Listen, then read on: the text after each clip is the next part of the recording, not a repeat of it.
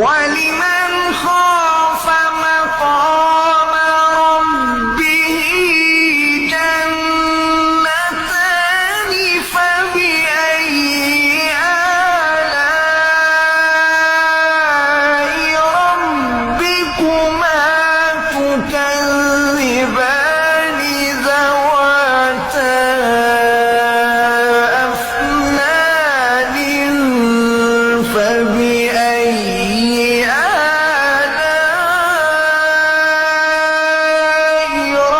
ربكما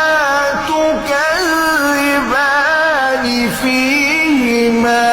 عينان تجريان فبأي